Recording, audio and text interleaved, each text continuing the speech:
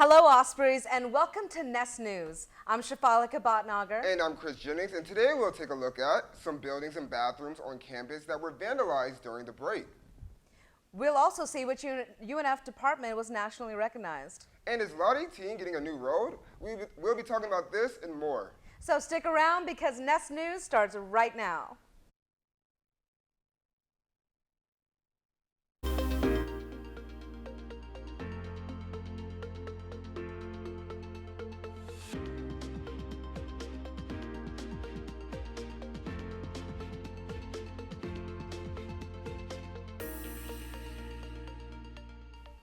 While we were all away from classes for Thanksgiving break, the university was struck by a series of petty activities that have caught the attention of President of the UNF. President Szymanski has released a statement sent out to the entire Osprey community regarding the recent reports of vandalism at UNF over Thanksgiving break. The vandalism in Founders Hall and in Skinner Jones Hall were in the form of spray paint throughout the bathrooms. Some of the symbols were those of swastikas, male genitalia, and smiley faces. In his statement, President Szymanski condemned the acts and warned of criminal charges for the individual responsible. In addition to asking the Osprey community for help, President Szymanski has asked Provost Simon Rose to create what he calls a UNF campus community task force. Getting from the Osprey Fountain dorms to the main campus is about to get much easier as a new road leading to the fountains to Lot 18 is being built. Currently, getting to and from campus is a little bit painful, with students having to drive over to Kernan and then go around the forest onto Alumni Drive. This new road construction, called the Osprey Ridge Extension, will make it easier to reach the student union in about half the time, and will also provide a new path to reaching Beach Boulevard. A UNF master's program has gone to elite status? Well, yeah, the University of North Florida Brooks College of Health's Master of Health Administration program was recently inducted into the Elite Mentorship Circle of the Commission on Accreditation of Healthcare Management Education. The designation is an exclusive group of only 23 higher education programs who are recognized for demonstrating a commitment to excellence, not just in the classroom. And coming up, we bring some more lighthearted news. Jesus. There's some puppies and some safety tips for Christmas. We'll also check out what students think about a recently released security feature. And we'll check out all that and more after the break. 10, 9, 8, 7, 6. We have main engine start. 4, 3, 2, 1.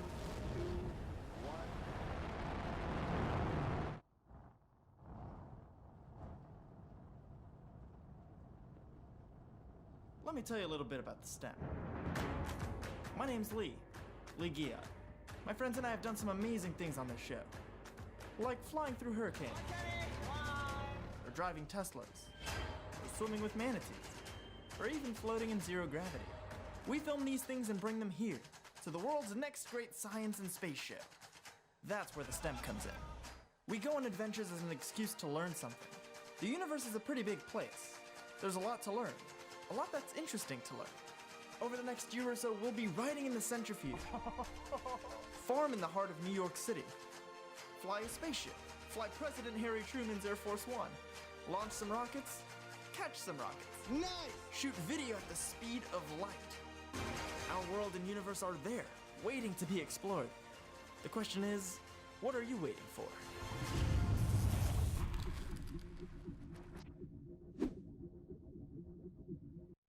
Welcome back, Ospreys. Let's check out what's happening in pop culture. Here's your week's pop culture rundown.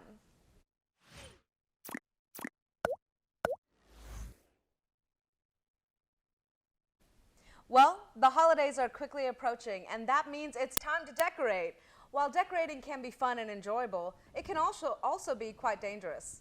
Some tips to save you from these injuries are keeping live trees away from heat sources, not burning wrapping paper in the fireplace, checking lights for frayed wires, loose electrical connections, and keeping candles in a secure base. For a more detailed list and more on this story, make sure to check out an article on Spinnaker.com. When two-factor authentication hit the university, students, and faculty, there was much debate over the functionality and accessibility of the new security measure. Students seem to have different opinions on the new feature, and Spinnaker report Ethan McLaughlin captured some of their thoughts. UNF recently started using two-factor authentication through Duo. We hit the streets to see what people think about this highly debated topic. Do you guys like the two-factor authentication, or do you dislike it? I don't mind it. Yeah, I don't mind it. I think it's good, but it sometimes gets repetitive. I'm indifferent about it. It's an extra security measure, which is always good, but I've seen some of my professors struggle to do attendance and a lot of stuff through Canvas just because of it. It's not the worst thing in the world. It's kind of cool, like just to, like type in the thing and I just have to press a button. It's not the worst. I think it is unnecessary, but yeah, I've gotten used to it. Do you feel like the security that it adds is worth it? Not necessarily. I mean, I think the hassle was just a little more than the beneficial part of it, but I mean, I can also see why it's in place, but it's just kind of, if my phone dies, I can't get into my Canvas account, which kind of sucks. Thing is, I don't really know. I didn't really have any problem with security in the first place. I don't know anyone that did. I'm assuming it makes a big difference, but for like my day-to-day life, it hasn't really changed much. While many students seemed indifferent to the change, they did find it inconvenient to have an extra step added when they log in. This is Ethan McLaughlin, Spinnaker News. Extra security feature was added back in late October, and it seems like it is here to stay for the near future, unfortunately. If you couldn't already tell from the lack of space to sit in the library, finals are among us. Next week officially kicks off finals week, which also means stress week. Well, nonprofit Canine Companions for Independence is hosting Pause Your Stress event next week on Monday in the UNF library to hopefully help you relax and de-stress. Students will get to meet and interact with friendly assistance dogs, along with learning more about this organization. The dogs will only be on the first floor of the library Monday from 12 to 2 p.m.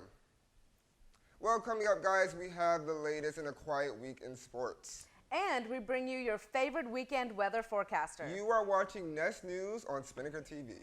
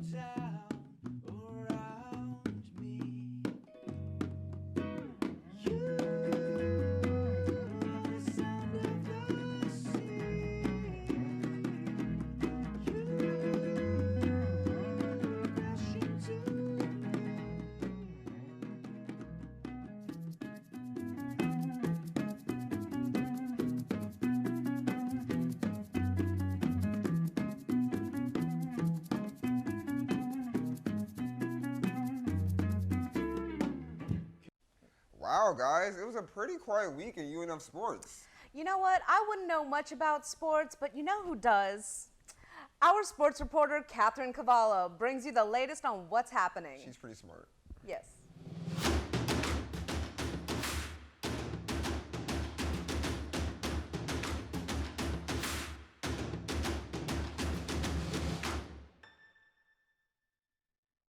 Thanks, guys. After playing 4 games on the road, the Birds of Trey returned home to the Nest Monday night to take on High Point University. Here's sports reporter Zach Yearwood with the recap. The UNF Ospreys took down the High Point University Panthers and legendary head coach Tubby Smith Monday, defeating them 93-70. Carter Hendrickson and JT Escobar combined for 45 points, including hitting 11 three-pointers. The Ospreys put on a clinic passing the ball, tallying 26 assists on 29 buckets. We talked to Coach Driscoll about the team's passing effort.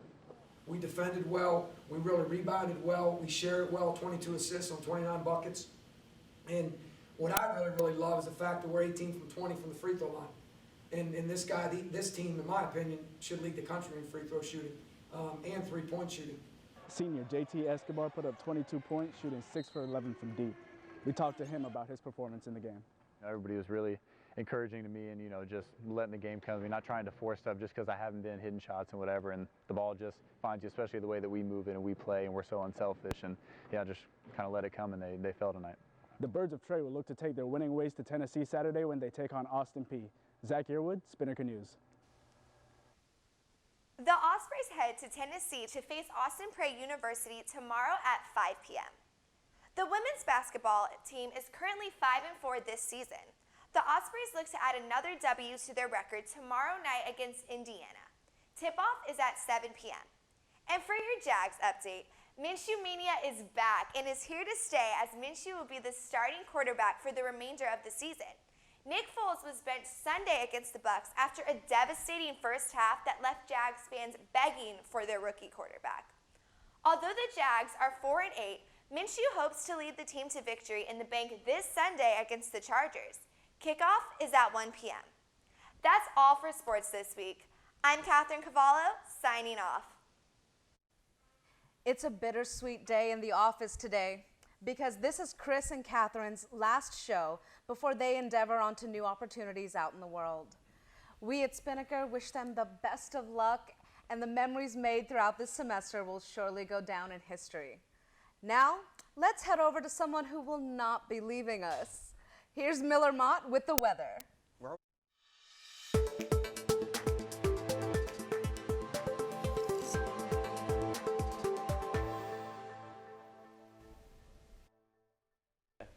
Thanks, guys. Looking at our national forecast map, we can see we're in a little lull area here, so we probably won't have any crazy weather. However, this cold front out west is going to bring some rain to us about midweek. Looking over at our 3-day weather outlook, we can see you're going to want to break out those sunglasses because we're going to have a sunny weekend. Fridays, we're going to have highs in the upper 70s, and for the rest of the week, they'll be right around 70, and the lows will be in the 50s. So, won't be crazy cold as it has been this last week. This has been your News Nest Weather Outlook. Back to you, Chris and Shafalika. Godspeed. all right, thanks, Miller. Well, that just about wraps it up for our show today. Before we leave, make sure to follow our Instagram and Twitter, both at UNF Spinnaker. And you can subscribe to our newsletter at unfspinnaker.com. I'm Chris Jennings. And I'm Shafalika Bhatnagar. And for one last time, swoop, Osprey, swoop!